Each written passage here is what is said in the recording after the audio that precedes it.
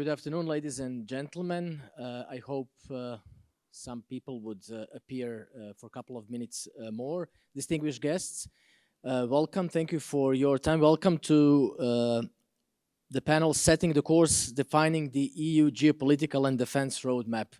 Very hot, I would say, subject, up to date concerning everything that's going on in the Europe or European Union, which currently faces a rapidly changing geopolitical landscape, that's for sure, and necessitating a reevaluation of its defense and security roadmap. The war in Ukraine, escalating relations with Russia, rising power of China, and gradual withdrawal, one might expect, of the United States from European affairs, compelled the EU to bolster the idea of its strategic autonomy, both military and politically ones, while maintaining cohesion among its diverse member states. Investments in joint projects such as the European Defence Fund and Permanent Structured Cooperation, H.E.Dr, reflects a desire to gradually reduce excessive dependence on NATO, historically regarded as the cornerstone of European security, even without President-elect Donald Trump asking for 3% of GDP, now 3% of GDP pledge when it comes to the defense of NATO members. At the same time, the rise of hybrid threats, cyber terrorism, disinformation campaigns, and the integration of Western Balkans, but as well, on the long run, some of the countries from the Eastern Partnership, perhaps, highlight the urgency of establishing a coherent policy to ensure stability on the continent and in its immediate vicinity. I would start with the general that certainly would need to leave us at certain points of time during this panel. General Trinkan, who has huge experience in some of the regions of Europe and could really give us military and geostrategical perspective.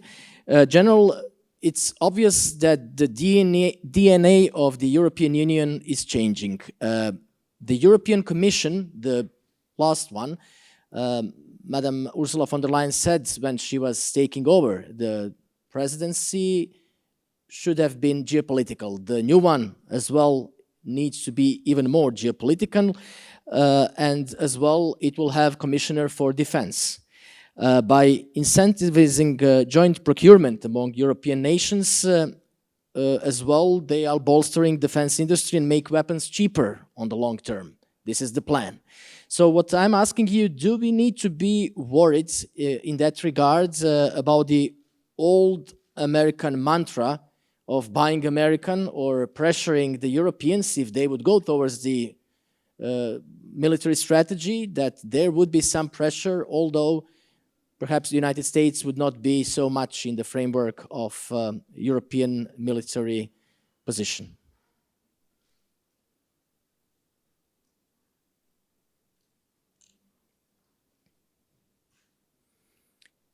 In the meantime, while you are tackling the technical issues, I would just say the data that EU member states still procure 78% of their military equipment from non-EU source, and 63% of that is flowing to the United States alone. You're not having, I will lend you my mic. Sorry, but it doesn't work. Flexibility. Merci beaucoup et je remercie les interprètes de traduire dans une des langues officielles du Royaume, puisque je vais m'exprimer en français. Oui, l'ADN de l'Europe a changé. Ça y est.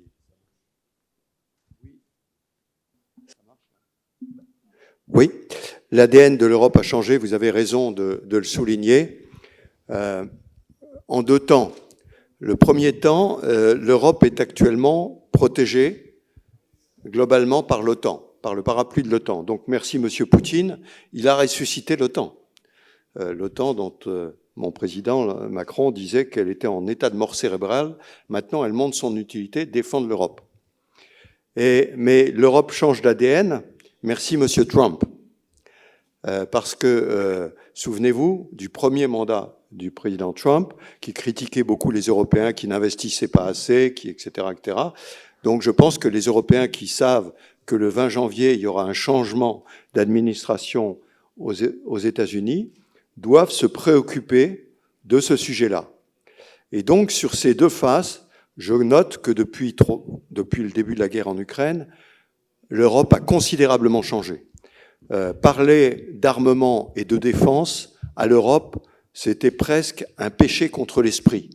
Pourquoi ? Parce que nous étions devenus une ère de paix, on dit des herbivores au milieu de carnivores, une ère de paix dans laquelle rien ne pouvait nous arriver. Et depuis la guerre en Ukraine, on s'aperçoit qu'il faut se réveiller. Et il faut se réveiller, j'allais dire, en pensant bien que nous, Européens, ne pouvons pas dépendre tous les 4 ans du vote de 20 à 30 000 citoyens américains. Notre sort doit dépendre du vote des Européens et de la démocratie européenne. Donc dans ce cadre-là, il y a 2 efforts importants. Vous avez souligné l'effort de l'armement. Plus de 60% de l'armement des Européens aujourd'hui provient des États-Unis. Permettez-moi une plaisanterie, c'est un good business pour les États-Unis. En particulier, le soutien à l'Ukraine, 60 milliards de dollars, permet d'alimenter l'industrie de défense américaine qui fournit l'armement. Lorsque les États-Unis disent aux Européens « c'est bon, donnez vos F-16 aux Ukrainiens », alors qu'il y a des stocks de F-16 aux États-Unis, c'est pour que les Européens achètent des F-35 qui coûtent 10 fois plus cher. Donc il y a un good business. Il faudrait inverser un peu les données et que le good business, ce soit pour nous, Européens. Alors on ne peut pas tout fabriquer, mais je pense qu'il y a beaucoup de choses qu'on peut fabriquer ensemble. Et je souligne au passage, je disais qu'il y a une révolution européenne là-dedans. Par exemple, le Fonds européen de défense qui a été créé, qui permet en fait de regrouper 3 entreprises européennes de 3 pays différents pour travailler sur un même programme, et c'est l'Europe qui va payer la recherche et développement. Je trouve que ça, c'est un premier sujet. Le deuxième sujet, c'est naturellement les capacités européennes de réaction, qui sont actuellement à 5 000, avec une capacité de monter à 30 000. Il faut absolument que les Européens se prennent en charge. Il n'y a rien de tel que la menace et le danger pour réveiller les consciences. Et je pense, vous le citiez, la création d'un commissaire à la défense, il y a 5 ans, c'était inimaginable en Europe. Et donc, je pense, en reprenant les 2 idéogrammes chinois sur la crise, qui dit que c'est un danger, mais c'est une opportunité, il faut saisir cette opportunité pour absolument, tout en étant très lié aux Américains, évidemment, ce sont nos premiers alliés, mais ne pas dépendre entièrement de leurs décisions et être capable d'avoir une capacité européenne de construction de notre défense et de l'utilisation de notre défense. I would just like to add that when it comes to the rapid deployment of the soldiers, the strategic compass envisages 6 brigades. So it's going to be very interesting to see how this is going to be achieved or operational done. I will just use this opportunity while we are having you here to ask you about the latest developments related to war in Ukraine, which was the trigger for many things and many processes that, as you have said yourself 5 years ago, would not be imaginable. President Zelensky is now ready for peace talks and the end of the war, with the current situation when 1/5 of the country is under the occupation, one could say, but the precondition for that, as he has put, is the accession of Ukraine to NATO. First of all, how viable that is, and do we need to see that within the framework of 20th of January that you have mentioned, and inauguration of President-elect Trump? And what kind of scenario would that mean for EU geopolitical reality and defense roadmap? And what kind of message perhaps for Moldovans, Georgians, and all the others in that region? Oui, alors je pense que on est arrivé à un point où militairement, l'Ukraine sait qu'elle ne pourra pas reconquérir le territoire qu'elle a perdu militairement. d'où la déclaration de M. Zelensky sur la fin de la phase chaude et de passer à une phase de négociation. En revanche, je pense que dans la déclaration qu'il a fait hier, ou pardonnez-moi, j'ai fait 7 interviews avant de venir ici sur ce sujet-là, il a tort d'annoncer tout de suite que la diplomatie va lui rendre le terrain. On ne commence pas une négociation, je m'adresse là aux négociateurs de l'Union européenne, en disant voilà ce qu'on va atteindre. On commence par écouter, de voir ce que veulent les uns et les autres, et puis progressivement d'essayer d'atteindre cet objectif. Donc je pense que ce sujet-là, il y aura négociation parce que militairement, aujourd'hui, c'est un suicide pour l'Ukraine à court terme et un suicide à moyen terme pour la Russie. Parce que la Russie perd beaucoup aussi. Le peuple russe perd énormément. Le nombre de soldats qui sont morts et blessés est absolument épouvantable. Donc il y aura négociation. Dans cette négociation, pour les Européens, le danger, c'est que ce soit Moscou ou Washington. Point. Et les Européens, après ça, débrouillez-vous. Ça, on ne peut pas, ça. Donc moi, je reprends un peu le plan américain qui a fuité dans la presse, qui a été repris par M. Erdogan, qui dit, c'est pas un plan de paix, c'est on arrête les combats. Il y a une zone démilitarisée entre les deux, avec des troupes européennes. Pourquoi européennes? Parce qu'évidemment, les Américains veulent pas mettre un seul soldat. Et je connais bien les Américains et mes amis britanniques. Quand les Américains veulent pas faire quelque chose, ils demandent aux Britanniques de le faire. Donc ils disent aux Britanniques, joins. Et là, les Britanniques, avec le nouveau gouvernement en particulier, sont heureux de travailler avec les Européens. Et le fait d'avoir des troupes européennes là a 2 conséquences. La première, c'est que l'Europe va participer à la négociation. Parce que quand vous allez faire dépendre un plan de troupes européennes qui vont être déployées, vous êtes obligé de les faire participer à la négociation. Donc, ça oblige à faire participer à la négociation. Premier point. Deuxième point, sans le dire, c'est une protection indirecte de l'OTAN. Parce que vous doutez bien que des troupes européennes qui sont déployées là, si elles sont attaquées par les Russes, il y a l'OTAN qui est pas loin derrière. Et donc, je pense que c'est un double effet indirect de la participation d'Européens à l'application du cessez-le-feu. Et encore une fois, c'est un cessez-le-feu, ça n'est pas la paix. Après ça, il y a des discussions qui peuvent durer plusieurs années sur la paix. Thank you for this perspective. In that regard, it will be very interesting to see from the European Union side or European side who is going to be around that negotiation table if that would be the scenario. Mr. Heger, the NATO Secretary General in his 2023 annual report states that the United States accounts 53% of the allies' GDP and 67% of defense spending. We know that Mr. Trump in the pre-election campaign said that for those one that are not contributing as they should with at least 2%, he would give carte blanche to Putin to do, as he said, whatever the hell he wants to with them. Is this just a method of pressure? And we know that Mr. Trump sometimes it's very vivid in his speeches, or Europeans really need to be afraid of things that might follow very soon on that premises? Well, thank you very much again to be part of this forum and discuss these very important topics here today. And going back to Mr. Trump, I think it is type of pressure. And on one hand, it's a very fair pressure because really Europe was neglecting its homework on the spending on the defense from the GDP. I know for Slovakia, because my government increased it to do 2%, and I know how difficult it is to keep it at 2%, so we speak even more.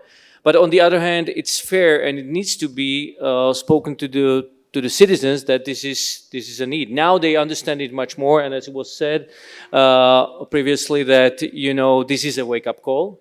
The war in Ukraine is a great wake-up call, and I think the people are ready to understand that the security is costly. But on the other hand, I think it's very important that the United States and Mr. Trump will send a signal that Europe is his greatest ally. Because if he doesn't, I think he's going to stand there alone. And we know that the democratic world needs to stick together even more. So I think it's very important that United States understands this setup. And on one hand, yes, speak to the leaders of the countries in European Union and help them to increase their spending to a level where it needs to be, set a plan. And but on the other hand, always have in mind and always mention that EU and US must be very strong allies in this. And there should not be, you know, when you're in campaign, of course, sometimes you use sentences that are, I would say, over the board. But once you're in the government, you must really watch every word, that it's not gonna give a wrong signal. And we definitely cannot send a signal to the world that US will abandon some of the countries in EU. I mean, as I said, we are on the border with Ukraine. We know how important it is for Ukraine to stay democratic and sovereign country, because we don't want to have Russian tanks on our border. That totally changes the atmosphere in the whole European Union. So even speaking out of this perspective, being so close to the battlefield, it's so important to send the right signals for the future, for the people to be safe, because there's already enough polarization, already enough of fear, and you don't want to give those who cause the fear more food for growing the fear. Thank you for now. We will stick to this line of transatlantic cooperation because it defines really the defense roadmap of European Union in the future. Mr. Lajčák, in May this year, jointly leaders of Germany and France, Chancellor Scholz and President Macron, penned a column published in the Financial Times calling for, as they have put it, European sovereignty. Something that was very much praised and, you know, a strong concept defended by the French president, but Germans somehow in the past were a bit reluctant to it. It's related as well with this strategic autonomy as well. Nowadays, pretty much everyone in Europe is convinced that this is the way to do it. And in the past, although Europe has had perhaps some of those ideas, the United States were not firmly supporting that. At the same time, asking much bigger contribution, but not allowing the European Union to, let's say, muscle much more and bolster defense on the EU own terms. Do you expect this time would be different? The short answer is yes. Now let me elaborate. What is happening in the European Union is really a tectonic change, because European Union was not built on the idea of power, but as a matter of fact was built against the idea of power. European Union is known as a peace project and was meant in the beginning to suppress the instincts of power, because it brought in countries that were fighting wars against each other for centuries. So European Union was promoting the concept of soft power, and instead of war, security, defense, was promoting trade, interdependence, as I said, and free trade, believing that this will bring us closer together. This has changed. This is no longer possible, and there are like three reasons for this. The first one is the fragmented global architecture, which turned what should have been our strength, interdependence, into our weakness. And we saw it during the COVID crisis, and the understanding of greater national sovereignty and less dependence has become obvious. Second, yes, Mr. Trump number one, Trump number two, and exactly as General said, we cannot ask ourselves every 4 years whether we can rely on NATO's security umbrella or not. So it's very clear that we need to be stronger and more autonomous when it comes to defense and security. And thirdly, the war in Ukraine, of course. So that was something we could not think of, to have a real war on the European soil. It is the reality. So therefore, European Union is changing. No one questions the fact that we must become more robust when it comes to defense and security, and this is already happening. Yes, we have the European Defense Fund, we have the PESCO project. High Representative Borrell said that, well, his title is High Representative for Foreign and Security Policy. He said for last 2 years he has been much more dealing with security than with foreign policy. So we are increasing our defense spending. It went up to 40% in the last 10 years. Only between 22 and 23, we increased by 50 billion. But in general, overall, European Union is still spending only 1.7% of our GDP. So that means below the threshold that no one questions of 2%. So European defense autonomy is a reality. We are still discussing what does it mean. And I would say there will not be a second European army. European Union will not be a hard power. We don't want to be only the soft power, but well, again, I will quote Mr. Borrell, who said, we are the semi-hard power in making, because this is what we are. We are not one state. We do not have one army, and we will not have one army. We cannot build our autonomy in separation from NATO. This is and will be our anchor of our security. But what is really important is complementarity, interoperability. That means we need to build our autonomy in very close coordination with NATO, and to be able to act where NATO either doesn't have the mandate or doesn't have the capacity, for example, in our neighborhood, and to focus on where European Union is strong, which I would say humanitarian missions, peace-building missions, stabilization missions. So this is really important. And the sooner we define what the strategic autonomy means, the better, because many people are interpreting this differently, and this is also sending wrong signals to our partners, starting with the Americans. So it's not just that we don't know within Europe what strategic autonomy should mean or not, but it's, well, Trump and von der Leyen, for instance, are both for the strategic autonomy, but they do not know, or they do know with different ways how to reach it. So there are many question marks in that regard. Ms. Limec, Polish Prime Minister Tusk, your neighbor, sort of saying, because Baltics these days, it's a hot topic issue, beside the fact that it has become a NATO fortress, one could say as well. Tusk said that the era of geopolitical outsourcing is over, and that Europe should finally grow up and believe in its own strength. He's not the only one that perhaps has cheered personally for Trump's victory, because that would mean that Europe would be forced to invest much more and to become a stronger European pillar of NATO. But many EU countries, Estonia is not one of them, I think, or it is, you correct me, are very reluctant as well towards this concept of European strategic autonomy, because that might have, for the consequence, complete pullout of the Americans. And then, in case of some worse scenarios, and we are reading lots of scenarios these days, Americans might not be there as they might be if we are not so autonomous. What do you think about those two approaches, and where the Baltic republics are having the sense? Thank you very much for this question, and thank you very much for this opportunity to be part of this security discussion here in the 16th of MEDays forum.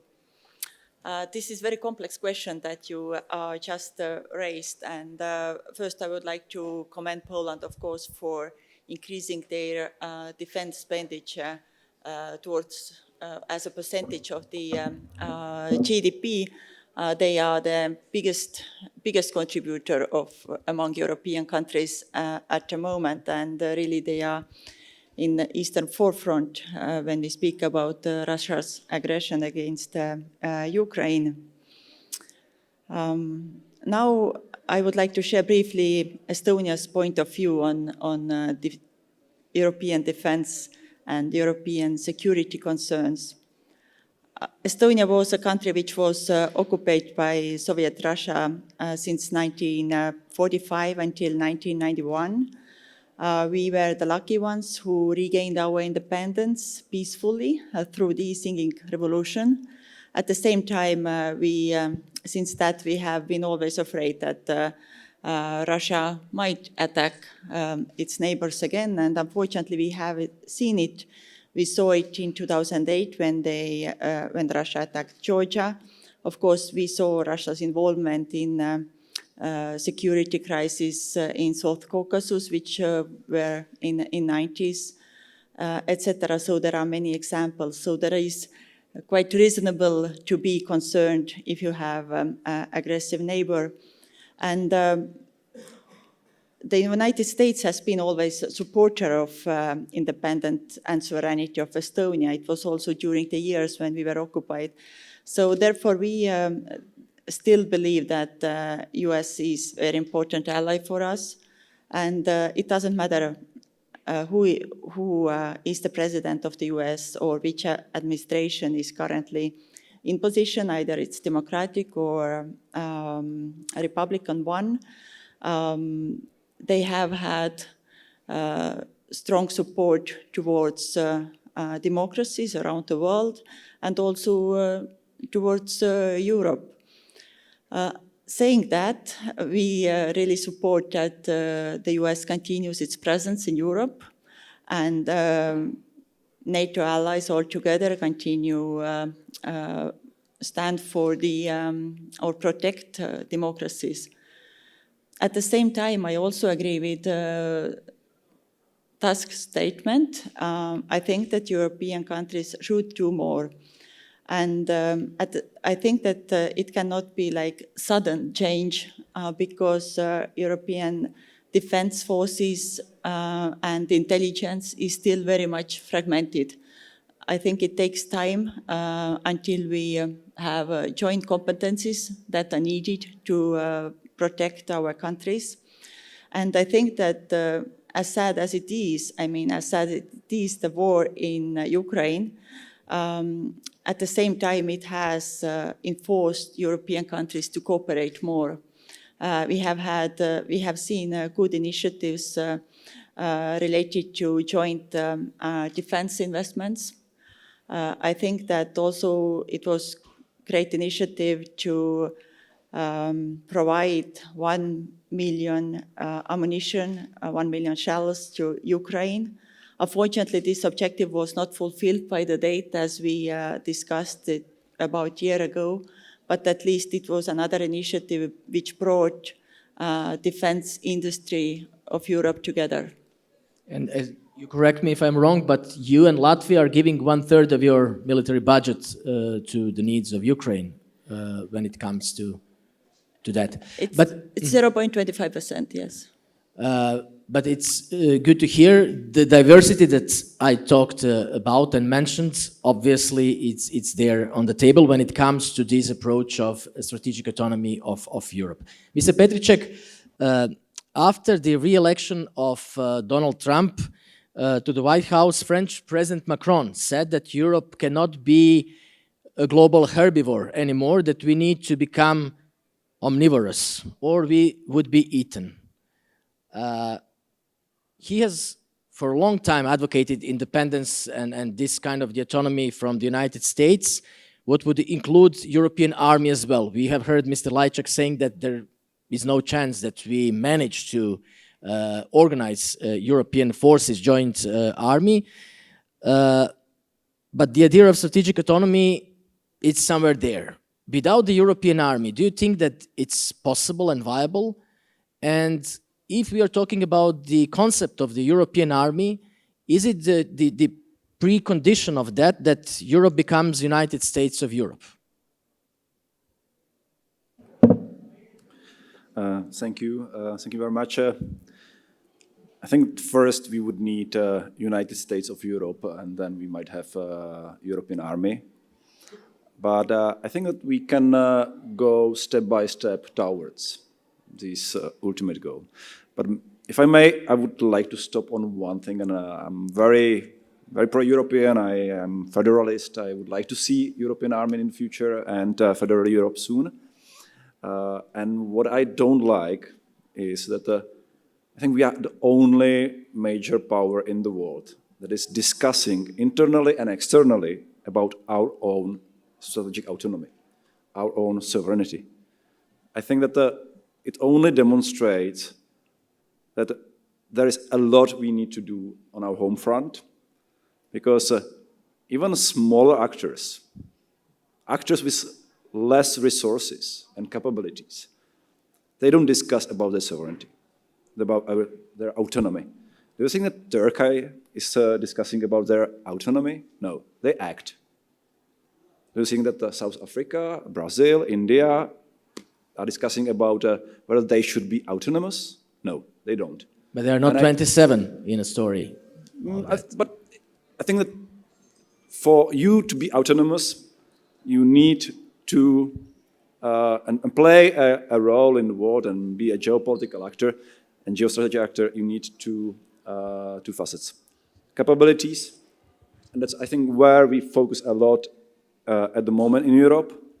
But second is will to use these capabilities, and I think that's why President Macron mentioned that Europe needs to become omnivores, not only that we use our soft power, but we are able to use and have a will to use our other powers, economic, military, all the porters of hard power. So in this respect, I think it's about focusing more how to build a joint will to act as a EU, and maybe to build a trust among Europeans that this common will, this joint will, is not going to be used in a way that disfavors or disadvantages some parts of Europe compared to other parts of Europe. But we are not yet there. We need much more work to do on strategic convergence. We need to build much more trust among people, even in the strategic community in Europe, in the security community in Europe, to trust each other.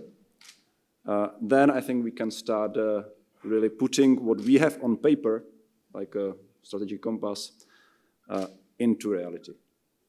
We have capabilities. Europe is not weak. Combined together, Europe has enormous capabilities. Look, only even France itself has a bigger military budget than Russia. And altogether, all resources put together, it's huge. We don't have a will to use them, and we don't have a will to share them. But we can also get to the question that why, for example, we don't have a joint procurement still. We have 27 procurement systems, leading in inefficiency, leading in overpricing, and wasting of precious resources. So there are a lot we can do still to be autonomous. We don't have to I would say that has a lot to do with internal politics of certain countries as well. Mr. Kofod, in October this year, something from your region sort of saying, which is interesting because we know for Draghi's report, for Letta's report, when it comes to EU competitiveness and all the things that economically Europe should do, former Finnish President Niinistö has released a new report on enhancing Europe's civilian and defense preparedness and readiness. And there it says that Europe should, at least 20% of its overall EU budget, contribute to the EU security crisis preparedness and all things that are on that track. Is that realistic? And is there any difference? Because we know that this year's budget mostly has been related to security, migrations, Ukraine's defense, of course, to go through with that kind of percentage and idea in much more wealthier societies than in some others. And do you see that kind of friction when this would be on a table? And obviously, European Union and Commission has asked Mr. Niinistö to do as Mr. Draghi and Mr. Letta have done it. Would that stay just a nice report on a paper, or something would be done in that regard? Well, yeah, thank you so much also for inviting me to this forum this year. Listen, security today is so integrated across all parts of society. We are talking a lot about military security at the moment, which is, of course, very, very important. I absolutely agree. And by the way, there's no such thing as a EU army or even a NATO army. We are we are collectively when we work together, and we will see much more of that. We need to see much more of that in Europe.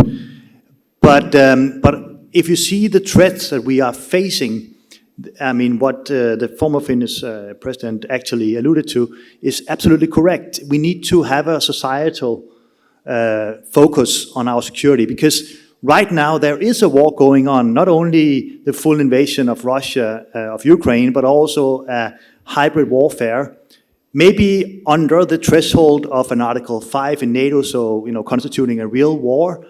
Although we had voices also from Germany saying that if Russia continues to do all of these hybrid attacks, they might cross that threshold, and we will find ourselves in a new real conflict where NATO will need to activate Article 5 to fight back what Russia is doing and others.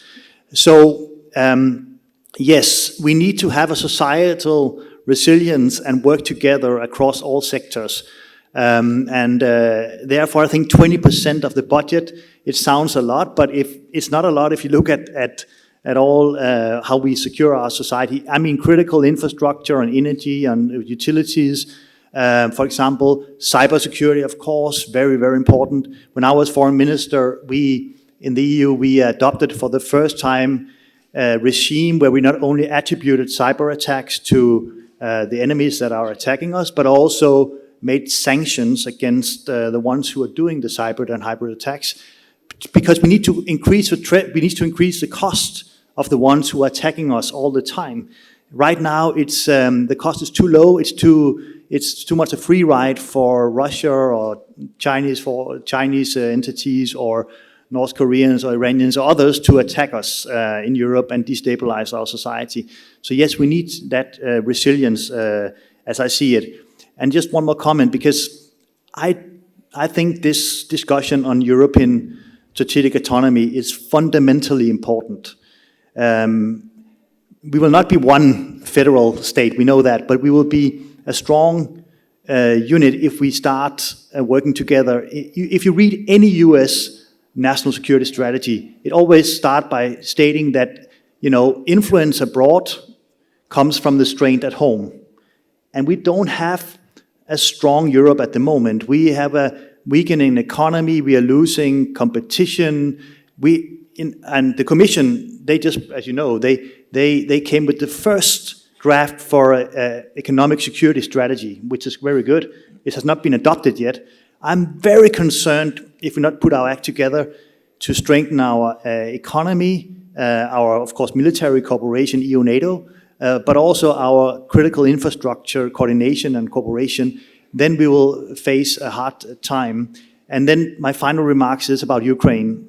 Listen, I sense in the discussions over these days that Ukraine is treated separately from European core national security interests. That's not the case. What is happening in Ukraine right now is core national European security. And if we in any way lose this, then it will be whole of Europe that will be jeopardized.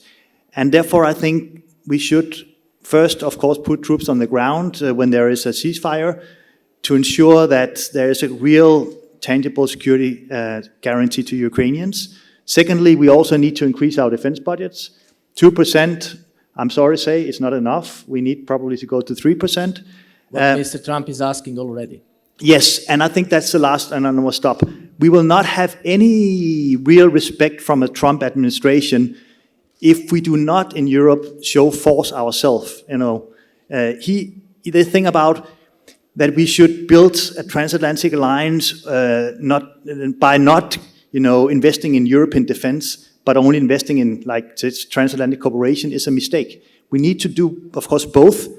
And I think a Trump president will be much more in respect of a Europe that is able to do more by itself than a Europe which is not able to do it. And it comes with Ukraine as the first test case, I think. Thank you. Ms. Vodo, there are ways to bolster national sovereignty within the joint European defense.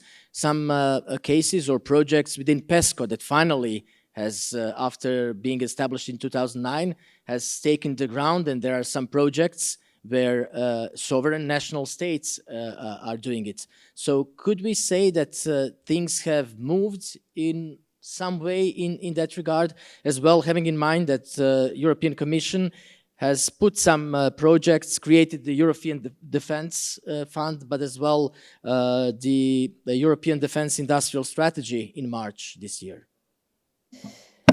Thank you very much for this interesting question. Indeed, this has been such a long debate for years. So the defense system. So every time that we have been speaking about a European army, well, one of the questions which would come from US representatives from different sectors would be like, but who do you want to fight, or isn't NATO enough, or isn't NATO the pillar for the defense system in European Union? And after 2022, we understood, well, we should have been more active on this. So, but anyway, since the mechanism in the EU is such that from one side we would have EU as a whole, and on the other side the member states would decide separately, we have seen some initiatives. So while reflecting on the defense system as it is now, I could go a little bit through all the initiatives, projects, platforms, and the budget, which has increased in all the member states. I mentioned here Germany, which immediately passed to 100 billion euro, or the EU as a whole in 2022 spent 240 billion euros in defense system. So these were some very prompt responses to say like, hey, we should do something about it. So it was a wake-up call in a way. But was it necessary that Russia would attack Ukraine so that we could wake up and reflect a little bit more and spend more on the defense system? And this goes against a bit what it was mentioned from the very beginning. So since European Union, one of the pillars is related to the prevention of conflicts, is related to peace, is related to peacekeeping. So where are we at, and what should we do?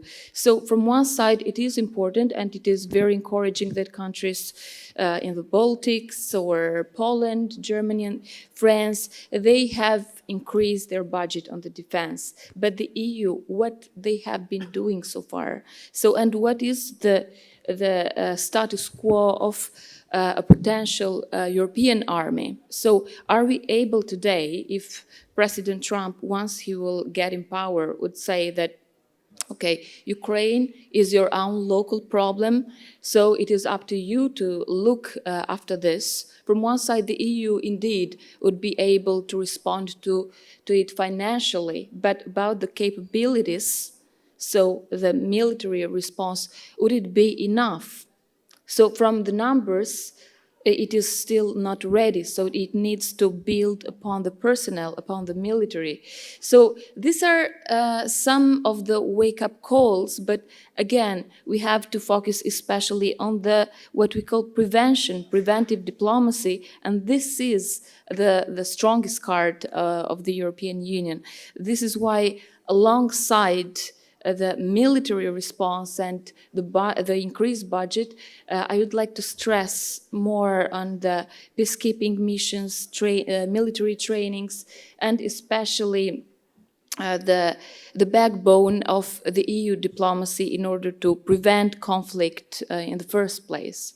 Thank you. Thank you for your first insight. And before General leaves, just briefly, I would like to use this opportunity as a military expert to ask you, we are witnessing or reading, many experts are warning that within the next 5 years, Russia could be capable of attacking EU and NATO member countries.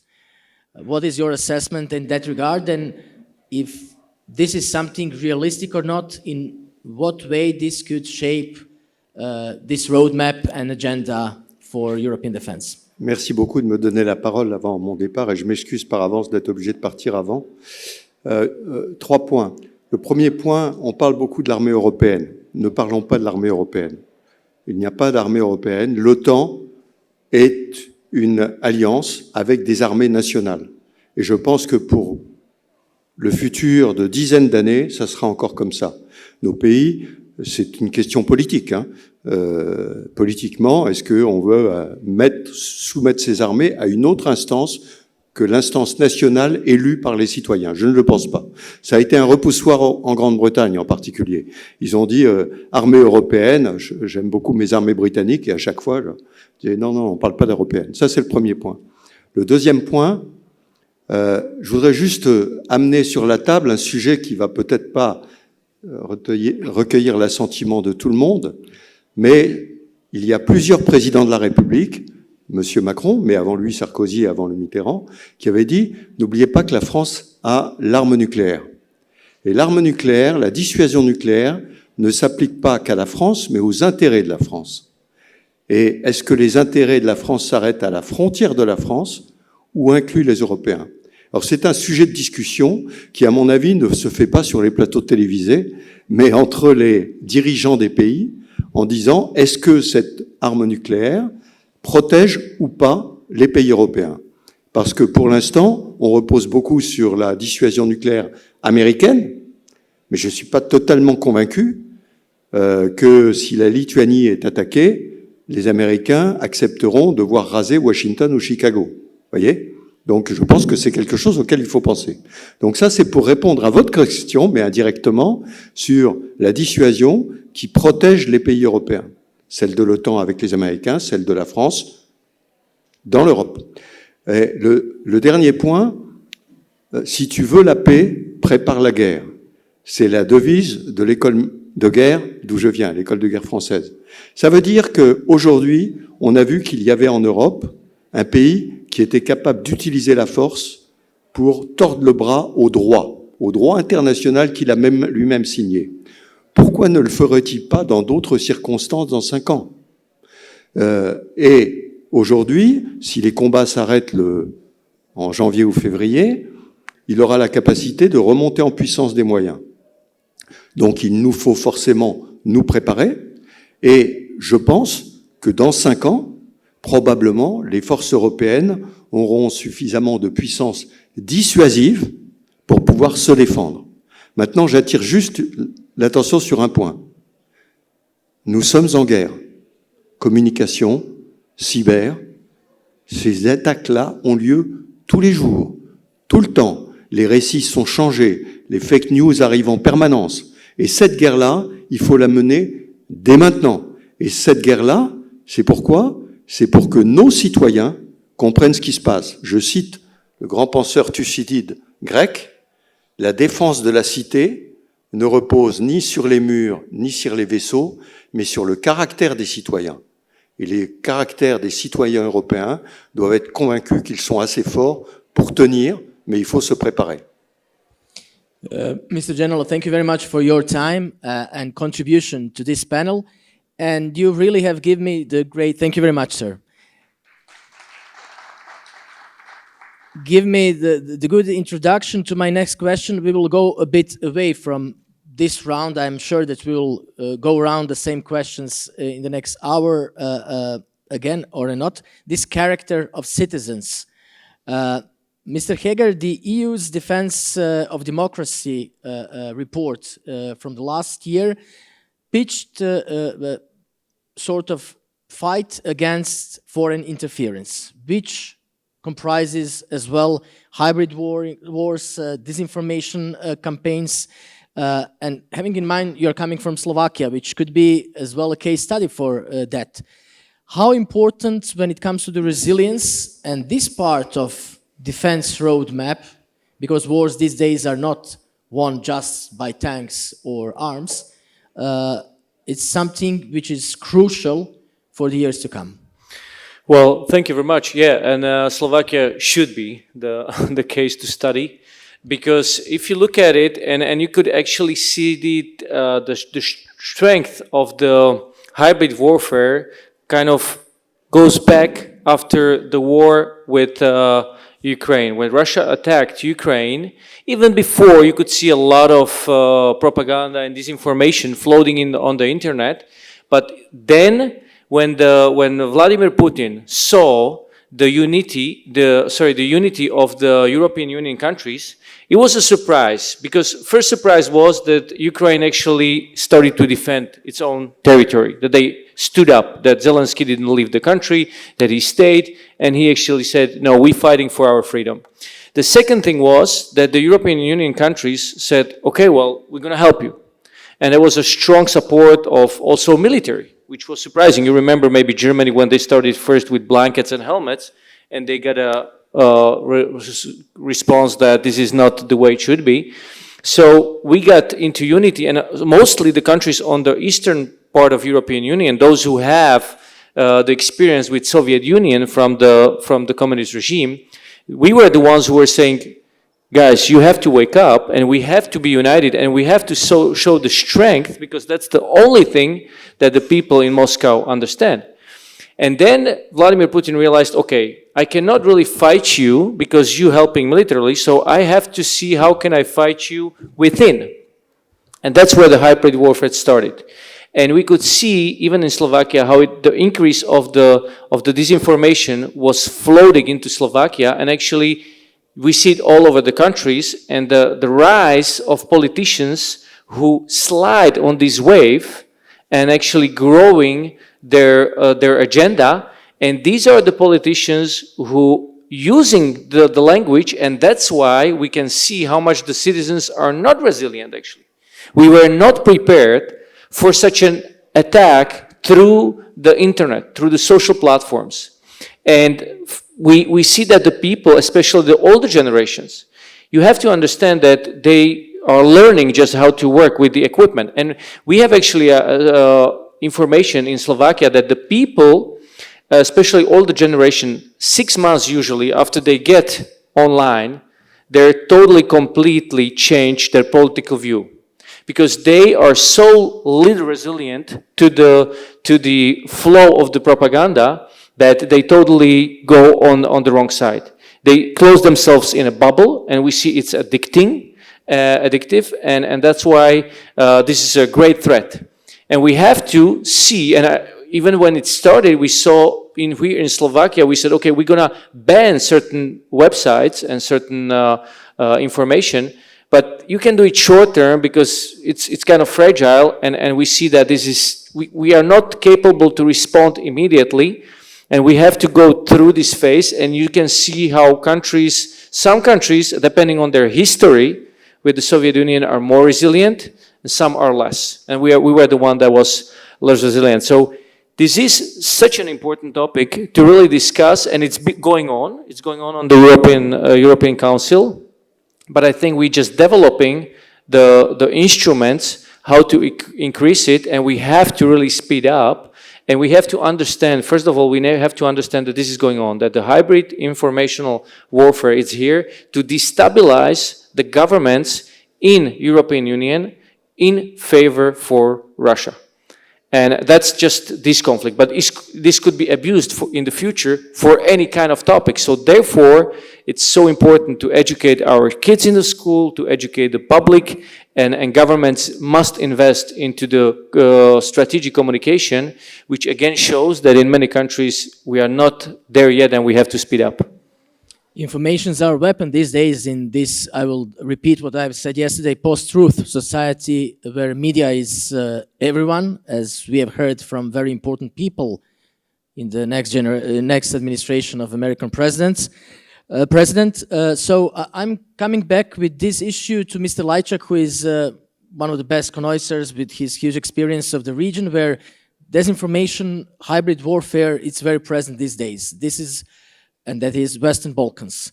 With significant movement of EU geopolitical focus and everything that goes on with war in Ukraine, Western Balkans has become again very topic, which is hot topic regarding the enlargement process. So I'm interested from you to have the perspective, having in mind that there is a huge Russian and Chinese malign influence on some of the regimes that are not one could say, let's put it diplomatically, liberal democracies there in the region. What would that mean for that European path, that kind of very focused and continuous hybrid information pressure? And could that, in one way or the other, jeopardize the enlargement policy in the Western Balkans, which is part of geopolitical puzzle and roadmap for defense of Europe in the next years to come? Yes, let me make 3 points here. First, we spent good 45 minutes discussing military things. And since this discussion is happening outside of the European Union, and I'm looking at these young people in the audience, I don't want them to get scared that the European Union is now turning into NATO #2 or some kind of military alliance. Not at all. European Union continues to be a peace project which really believes in cooperation, in fair partnerships with different regions, including with your country.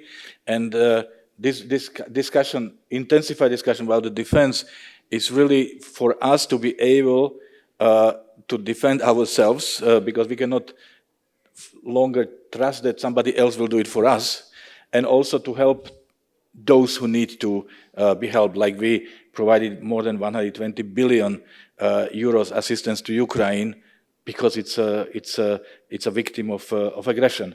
But its European Union continues to be, as you know it, that's very important. Second, speaking about disinformation, it is a reality. Hybrid war is a reality. It's naive to think that you can counter it like mechanically, that there is a fake news and then you will issue a statement pointing that this is fake news. You cannot counter yesterday's information, because the world goes on and people are already, of course, overflown with additional information. What you can do is, of course, to help with cybersecurity and resilience of systems, so that they will not be vulnerable to cyber attacks. We had massive attacks against the information systems in Albania, in Montenegro, for example. And second, education. Education so that people can tell or distinguish the real information and propaganda. And of course, critical thinking. This is extremely important. And finally, the third point about the Western Balkans. Yes, Western Balkans is a region which is geopolitically very interesting. It's a crossroad of many interests, and there are many global actors who are trying to have their influence, and they are using all the means, not military, fortunately, but of course information and disinformation and propaganda to increase their leverage over the region. Now, I am not one of those who start by blaming the others. First of all, I say we do not own the Balkans. We have an offer. We have an offer which I don't think anyone else can beat, because we offer the Balkans membership in the European Union. So there is no offer that China or Russia or whoever can present that would beat our offer. And with the European agenda, we can really fill the space, the public space, with a positive agenda, with European reforms, which are strengthening the resilience, administrative capacity, but also protection of rights and rule of law in this country. However, if we are not seen as being serious with our offer, if we are saying one thing and doing different things, then obviously the attractiveness of our offer is going down, and then the people in the region are looking elsewhere. So what I'm saying is that what we like to call malign actors, they are only using the space we decided not to fill. And then we cannot blame them. But I'm glad that you have mentioned that, gave me the idea now, because we are talking about the countries that, because they have not done their homework earlier, perhaps, are in very frustrational limbo when it comes to the EU accession for years. Now, it's 2030, Mr. Michel said, and Ursula von der Leyen as well. And you had, by the European Union, very persuasive kind of behavior in case of Macedonia, then later Northern Macedonia. We have Serbia with a huge fall of support of citizens for the EU accession when they see that now we will put aside human rights, media freedom and everything if there is a lithium, and some big guys are coming to Belgrade to be the best friends with Mr. Vucic. So what kind of message the Europe is sending to those countries being exposed again to some malign actors? It's again, I will start with ourselves. We have to be credible. Our offer has to be credible. And there are several of us who have brought our countries into the European Union. We know how painful it was. And you could only do these painful reforms when you were sure that in the end, the reward, that means the membership, is awaiting you. If the membership is somewhere in the distance, very blurred, there is no way you will do this. And it's our responsibility that we've blurred the reward, the membership. So that's why the commitment to reforms have really faded away. Now European Union, ironically, as a consequence of the war in Ukraine, as Russia's aggressions against Ukraine, realized that the Balkans are not safe and we are not serious. So now we are, and we are at the stage when the countries in the Balkans are realizing that this time it might work. So this is, and then they will no longer be able to sit on the fence, saying one thing and doing the different thing. And what I want to see is to see 1-2 countries from the region, and Montenegro and Albania are very well positioned to make a real advancement towards membership in the European Union, and I can guarantee that it will have a huge impact on the overall atmosphere in the rest of the region, because people would ask, why them and why not us? How come they can do it and we cannot do it? So this is the best thing we can do, to be credible in our offer. Fingers crossed for that, but you have mentioned just right now one country, Montenegro, where that kind of malign hybrid influence already has changed the government, which is now much more leaning towards some other factors than the European Union, although they are the most advanced in the class when it comes to that. Ms. Limnitz, we have mentioned Western Balkans, but on the other side, what has pushed some other countries, notably Republic of Moldova, Georgia not, we have seen what happened these days with Georgia, but as well Ukraine to it. You have Belarus there, which completely is overwhelmed with strategic nuclear weapon from Russia, and has become sort of second Russia. You would be, as Baltic countries, much more interesting for this other part of the enlargement, I would say. This is the Eastern Partnership countries. Where do you see some perspective of that in the years to come, which is as well the belly of the EU security, if it's not being one way or the other treated, the belly that could be very soft? We see Republic of Moldova as well. And do you expect that new developments with Ukraine, new president in the White House, peace talks, would be something good and viable for the countries of Eastern Partnership and their accession to the EU, mostly because of defense, or not? Thank you very much for this question. Let me bring us back to the year of 1991 when the Soviet Union collapsed, and in that period of time, all those countries that you referred to, Baltic countries, Estonia, Latvia, Lithuania, but also Ukraine, Moldova, Belarus, or South Caucasus countries, Georgia, Armenia, and Azerbaijan, all those countries basically were in the same situation, that they were looking what to do with its independence. For the countries like mine, it was very clear that we would like to join European structures as soon as possible, and we did everything to do it, and we joined the EU and NATO in 2004. It's interesting to look back, but also in Belarus, they adopted their own language, Belarusian language, for public services, etc., for a few years. Then everything changed when President Lukashenko came to power, and we see what has happened, the direction of that country. Today, sometimes even we don't speak about sovereign and independent country of Belarus. We see it, as you referred to, it's a part of Russia and its aggressive policies. So basically, what I want to say that every country, of course, chooses its destiny. At the same time, as it was discussed just before, that Russia's disinformation campaigns and interference into the internal policies of its neighboring countries has been immense. And this is really unfortunate, especially when we see what has happened with Georgia, because Georgia was among those three countries, together with Ukraine and Moldova, who made an application 2 years ago to start the negotiations to join the EU. So, of course, the situation has changed, and at the moment, I think it's, yes, more valid to speak about Moldova and Ukraine. And I think those two countries really,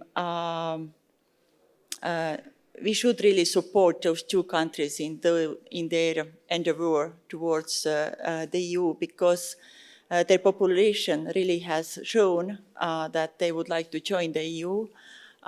They are really working with democratic reforms in their countries. And of course, it's really difficult for Ukraine particularly to implement those reforms at the same time as a country is in the war. But I am really optimistic about those two countries at the moment. Mr. Petricek, securitization is pushing EU into many deals or strategic even partnerships with regimes around the European Union when it comes to Mediterranean, Middle East, Sahel, Sub-Saharan Africa, even in some lake area in Africa, countries with them, to make deals because of interests that might be sort of bigger picture or framework than values that EU should praise on the first place. Till which or up to which level EU should get into those kind of strategic partnerships with non-democratic regimes because of security on the first place these days. One of the issues already that has been tackled are migrations, Tunisia, Egypt, strategic partnerships with them, but as well there will be some other countries because of the current geopolitical situation. And do you feel that Europe is, because of securitization, going towards much more transactional way, like some other countries and perhaps even the United States, much more after the 20th of January is going, or we should stick much more to the values in this geopolitical jigsaw? It's a rather difficult question, and I think that it's a puzzle most of the European policymakers are not very well able to reply to. But I think that it is not about choice between giving up on your values while dealing with countries that are authoritarian, have bad record in human rights. I think, first of all, diplomacy is that you should try to talk with countries or keep contact with countries you don't share values with. But the dialogue is part of diplomacy, and this is, as mentioned by other speakers, dialogue is something which is certainly going to be one of the strongest instruments used by the EU in the future. At the same time, I think that we cannot neglect the changing reality, that we are facing tectonic geopolitical shifts, and that, as also mentioned, war is back to Europe. We are seeing much more conflicts in the world, with US and other actors, not only US, being more and more transactional, protectionist, nationalist. I think Europe has to react. I think we cannot stay as the last student in the class, and because of us feeling good, to pretend that we are still the only one who promote universal values. We need to protect them, but we also need to use other instruments. And this is also why we need, for example, to speak and to deal with some countries in the Gulf region that probably are very far from ideal on human rights. But these are our partners. These are countries that share similar security concerns. regarding, for example, Iran. And we would like to work with them. If I may also very briefly react to the discussion about influence operations and hybrid and disinformation. I see a lot of young people here in the, in the room. I think that the first, this is nothing new.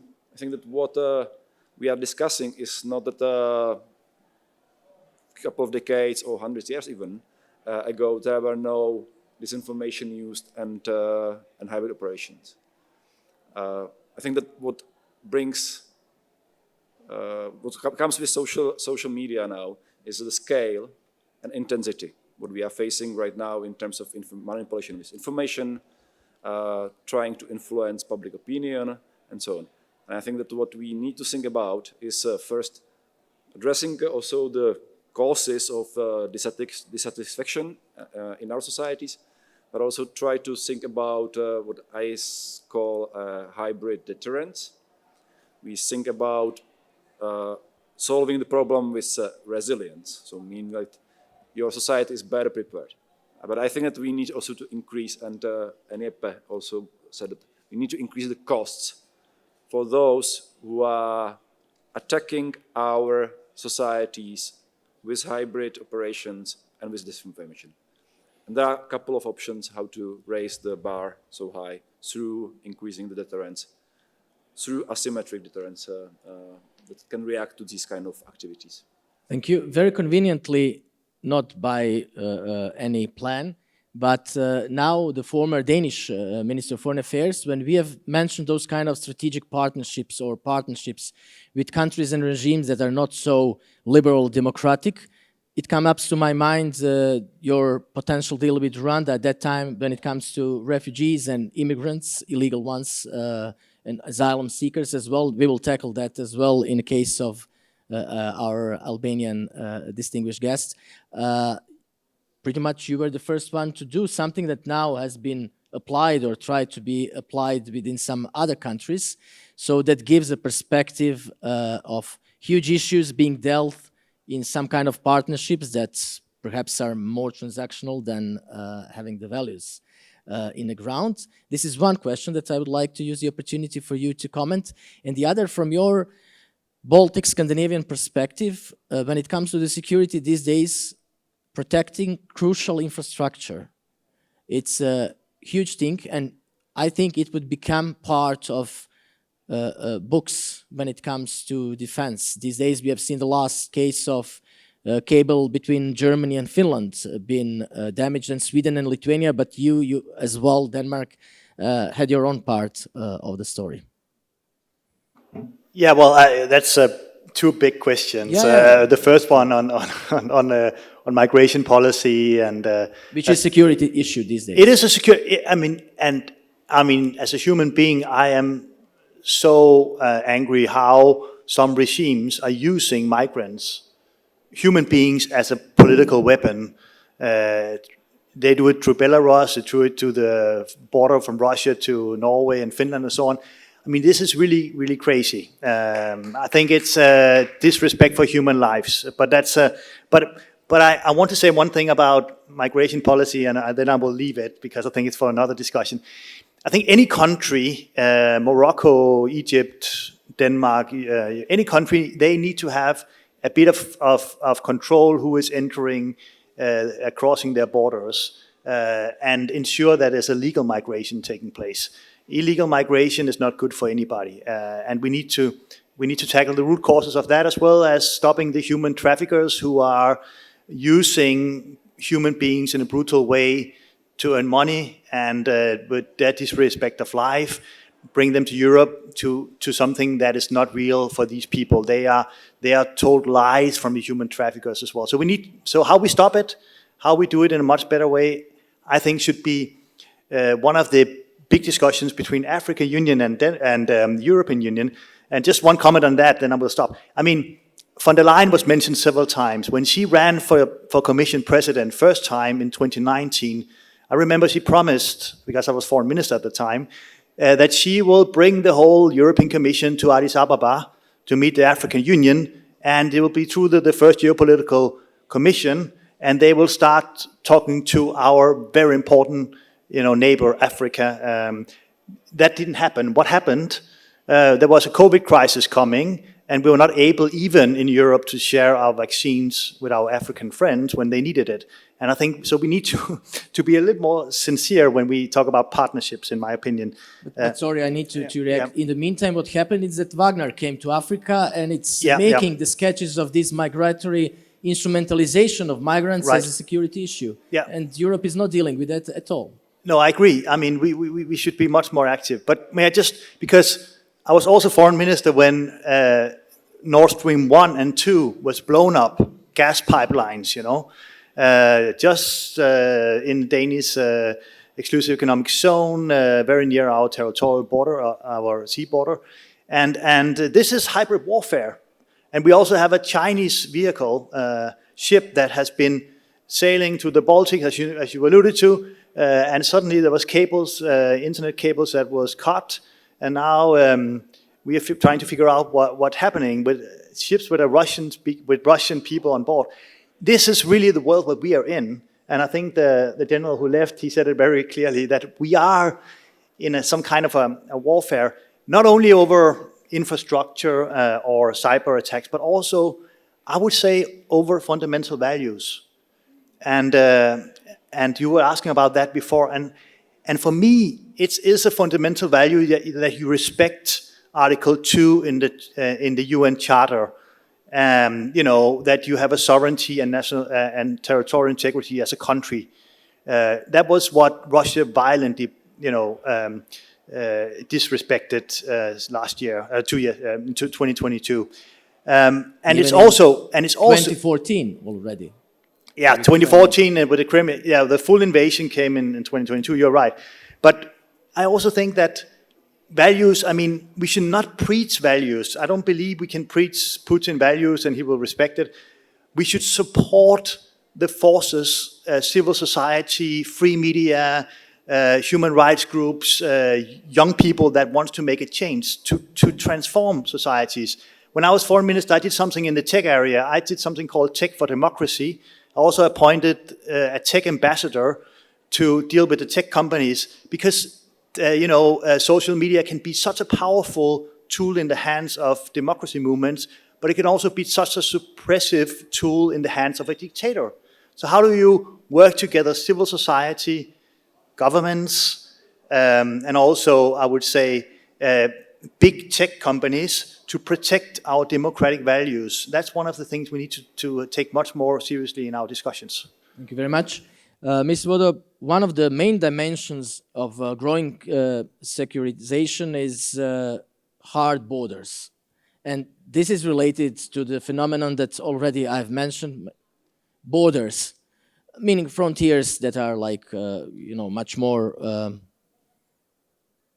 technically and in a military way, much more strengthened. The EU has committed itself to creating a 10,000 strong standby corps by 2027, which is as well important part of this defense, one could say, geopolitical strategy to deal with border control tasks and beyond its border. And again, we have from this year, finally, the new Pact on Migration and Asylum has been approved in the European Parliament. So migration policy, one could say, has become one of the most important policies when it comes to geopolitics and defense. And we have the case in Albania. Again, some very similar model that some others have tried to implement, and we see that it's not working there as well in Albania. Yes, indeed. Just to update you, for those who haven't heard about it, it was about opening a camp where the refugees would apply for asylum, and this was an agreement between Italy and Albania. So this camp was set up. There was a lot of criticism from many actors, not only from the civil society, but from the judicial actors as well. The court in Italy gave its say. So anyway, it is upon how we manage such a crisis. It is not an easy task, and how it has been dealt so far, it has shown how many problems and how many challenges we are facing today in terms of human rights. And because we are here in the European Union, and one of the pillars of the European Union is human rights, rule of law, how the refugees are treated and how the whole process has been dealt with from the logistical actors is very important. And there have been a lot of misuse. There has been a lot of lengthy proceedings, which means that there have been abuses of human rights towards all the asylum seekers. And can you imagine what happens, especially from all those refugees who are going away from war, and it depends how you see this. So what we saw, for example, when we had the crisis in Syria. So we had Germany who opened its borders and admitted much more refugees than it had to. So it exceeded the quota. So from one side you can say, yes, but Germany really needed personnel in many sectors. So it was a very good momentum. Yes, but this is how Germany saw this, as an opportunity. So let's open the door to the Syrian refugees, and today they are well integrated in many sectors, depending on their expertise. So what happens with all the other countries which did not? So we saw the example of Hungary, and it's such a pity that we do not have here an Hungarian representative to tell us a little bit more. But you know, every time that Hungary was appealed about opening the doors and respecting the quota from the EU, well, actually the response is that we don't want in Hungary to be repeated the same that happened in France or in Belgium with all the terrorist attacks. So there is always a risk then some propaganda will be used, and some single events will be used in order to push away obligations from the EU members. And we saw the Balkan routes and so on. All these were key issues which we had to deal with. But on the other side, how is the European Union doing today in terms of dealing with such immigration issues? The Prime Minister of Italy, well, had this idea to open camp in a non-EU member state, such as Albania, which is a candidate country, but still not yet a full member state. And it did not work. It had a lot of issues, not only logistical, but in the long term, which should deal with human rights issues.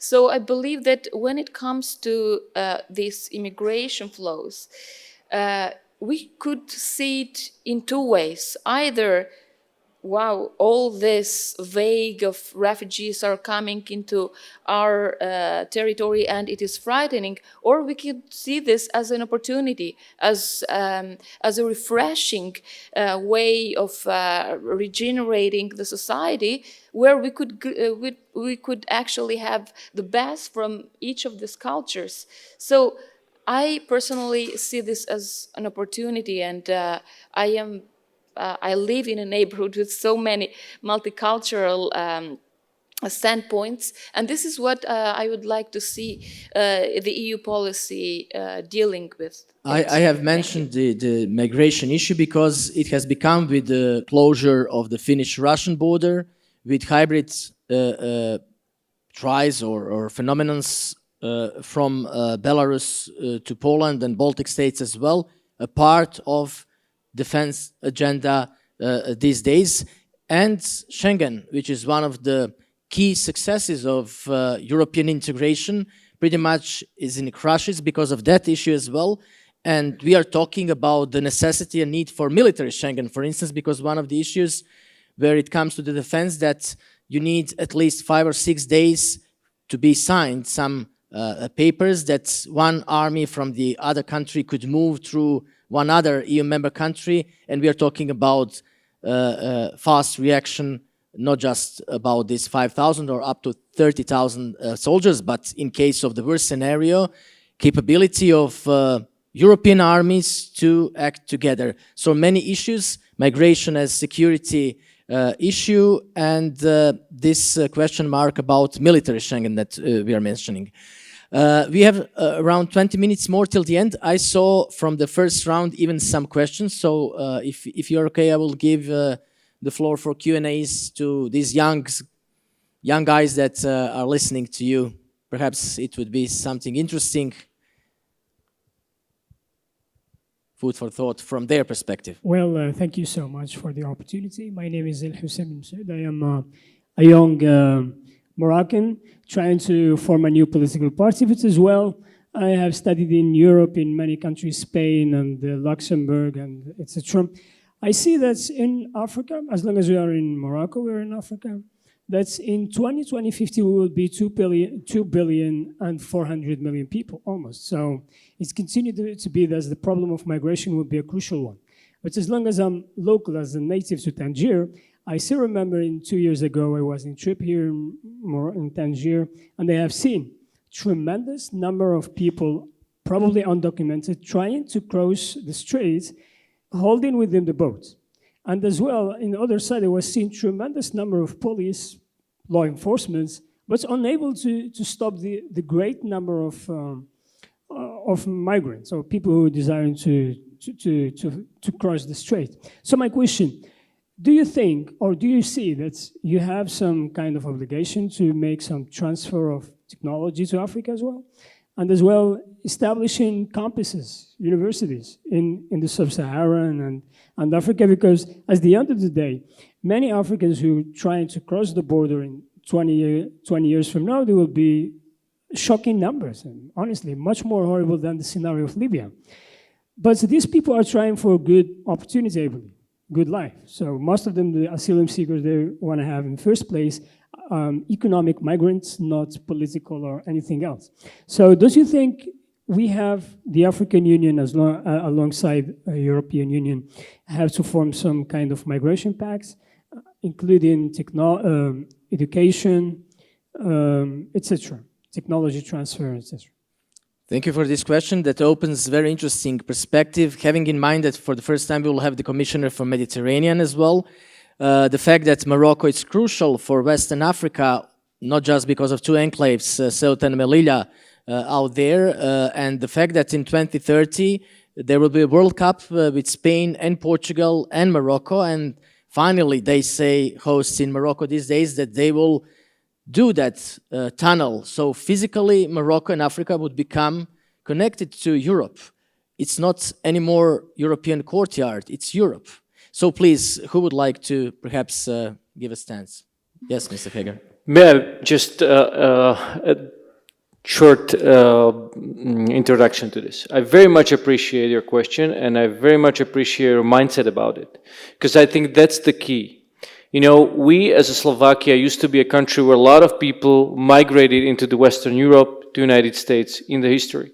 But now, I think we grew our country. I was one of the person who was a green card holder, and I didn't apply it. I didn't went to US, I stayed in Slovakia, and I think that's the way that you said that we need to bring the technology closer to the people who are trying to leave to Europe, because the Europe or United States should not be the only place for people to live.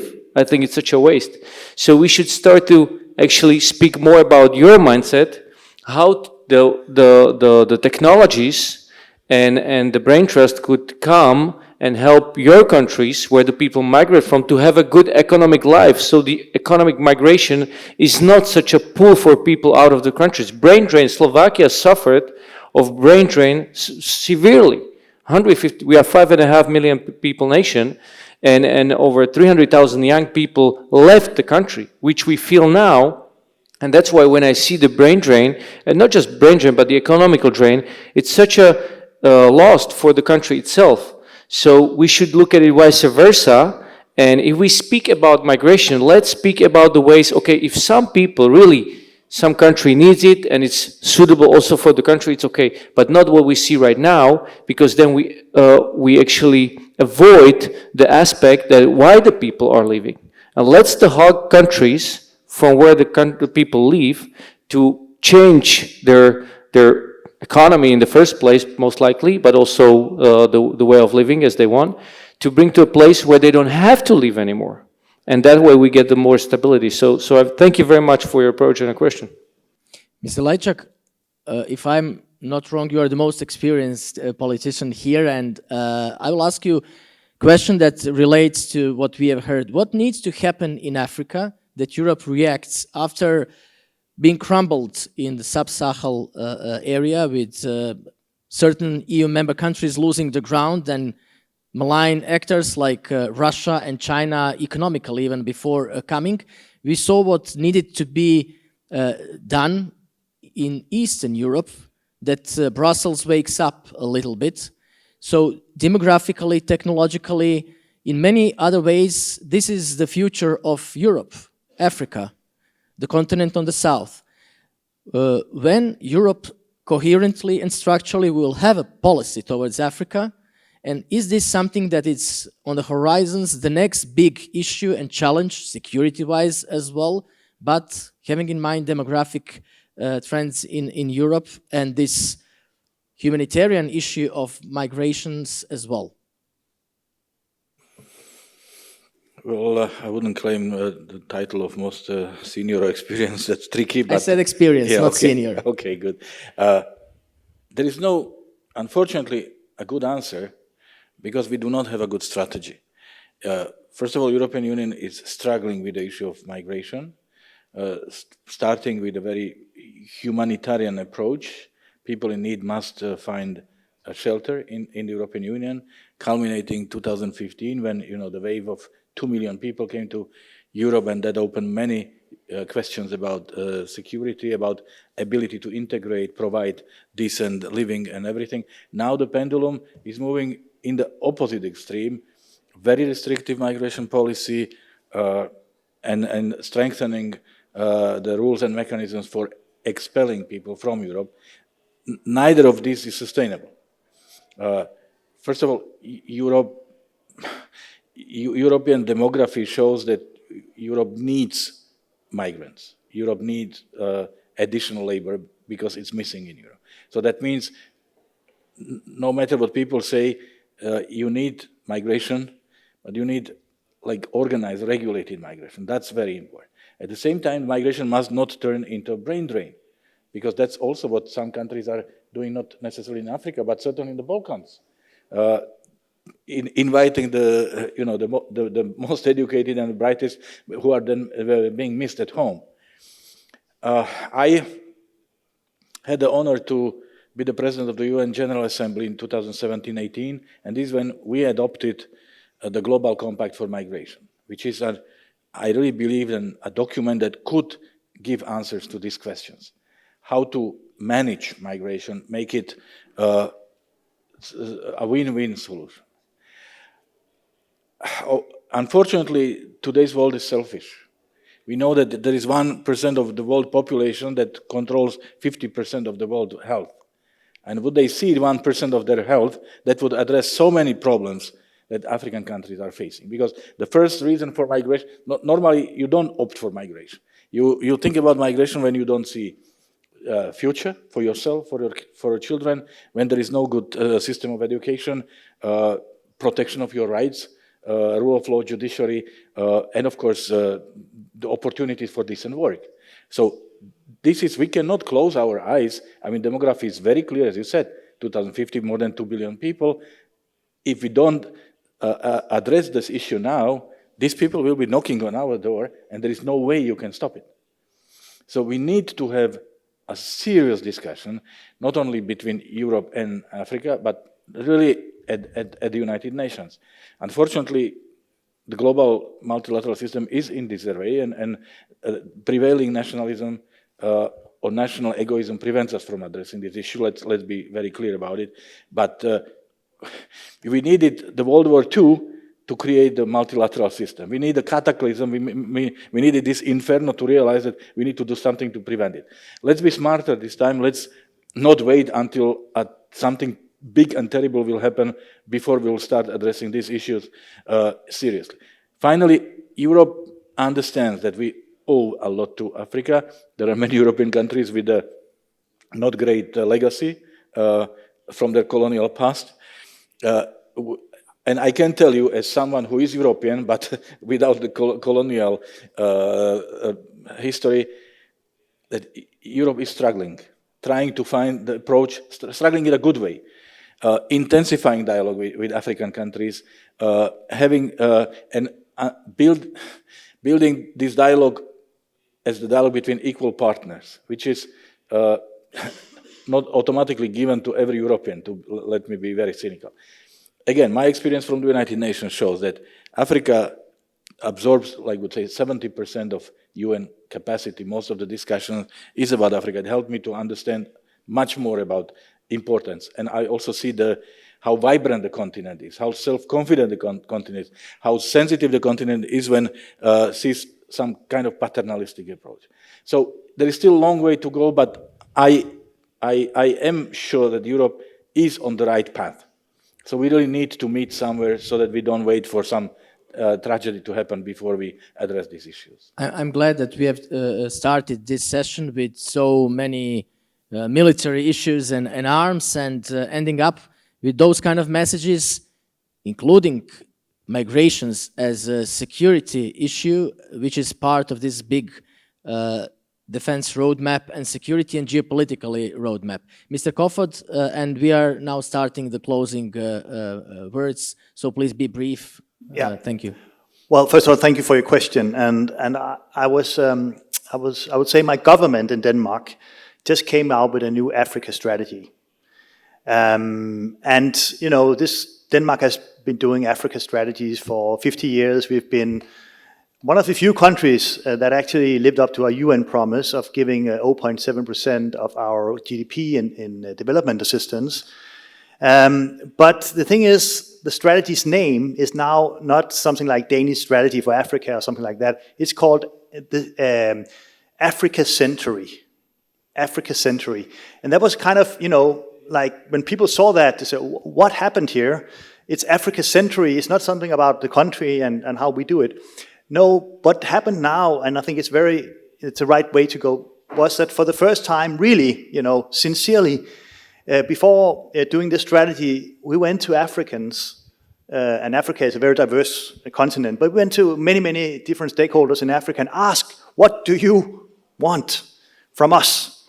And then we drafted a strategy, and listen, it's become much more, I would say, much more commercial strategy in a sense, giving opportunity to young people, entrepreneurship, businesses, and much away from aid discussions that we thought was probably one of the things that Africa needed. They still need a lot of assistance, not that, but it's another type of assistance. So I think, to answer your question, we need to listen to our friends, and that's also why I wish that von der Leyen, that she didn't do 5 years ago, but this time will take the whole European Commission, all the commissioners, to Addis Ababa and talk to the African Union and listen to what they need, because I'm sure Africa as a continent will be the most important in the 21st century. Thank you, Mr. Kofod, and I will consider this your closing remarks. Mr. Heger, the landscape and horizon, very briefly, EU geopolitically and strategically, and in a defense-wise way, where do you see Europe? I will be very brief, and if you don't mind, I will address the young people that I see here. You know, I think, first of all, dream big and plan your future. And we, the generation that is kind of now in action, will try to prepare it in a way that you can take over. But really, I'm encouraged by the mindset, and please learn from our mistakes. Don't repeat our mistakes. That's the most important. And there is some mistakes that was done in the past. It's going on now, and don't repeat them. So I want to give room to more of my colleagues here at the panel. I want to encourage you: dream big, be brave, and don't repeat our mistakes. Thank you. Ms. Buda, how the horizon looks like from the Mediterranean shore? Indeed, to finish with an optimistic way, I would expect, especially from the young people with which I had the privilege to work for many years, to actually see this momentum, this geopolitical momentum, as an opportunity to give ideas. And I'm very encouraged that on a Saturday afternoon, you are not somewhere drinking or hitting the sofa or watching some Netflix series, but you're here. So we are very honored. I think I speak for all my colleagues here, but at the same time, very encouraged that you want to learn more and indeed think of this as a big momentum in the geopolitical area. Thank you. Mr. Petricek. I visited Morocco for the first time 15 years ago, and I have seen so many changes in this country. So from my perspective, the horizon is that be ready for much more changes to come. I think there is a huge dynamic right now. What is happening in the world is, and it was said during this forum many times, it's an opportunity for all of us. If we can if we learn how to cooperate better, if we address the problems together, and if we listen to each other, what are the needs, not only of us, but also of our partners as well.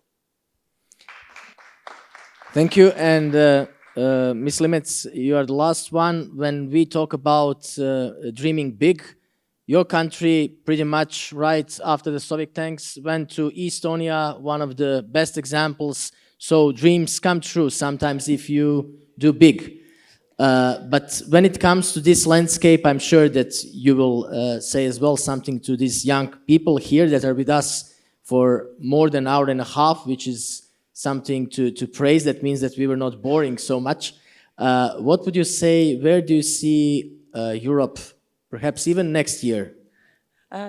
Thanks for this question, and you're a bit my mind reader, I would say, because this was the topic I wanted to touch upon. Today I work for the Development Cooperation Agency of Estonia, and Estonia is a small country, therefore we work in Africa only with 4 countries, and in all of those countries we run e-governance projects. In Estonia annually we organize e-governance conferences, and more African delegations have been participating. So I think that there is already link between European countries who are very much tech oriented. For example, in Estonia, we provide 99% percentage of public services online. So, and I think that the link is here. Many of the projects that we do in African countries, which I referred to, we do it together with the other European countries, like with Germany, with Belgium. And I agree that there is room of improvement. But I think that the link is there, and we should definitely use or choose those topics which are mutually interesting and then share our experiences. And I see that there is more future on that. Thank you. Thank you very much, distinguished guests. Thank you for being with us, for taking your time to participate. Thank you for listening. In the beginning here, pretty much it was the empty room. Now after an hour and 45 minutes, lots of young people among the people that are here.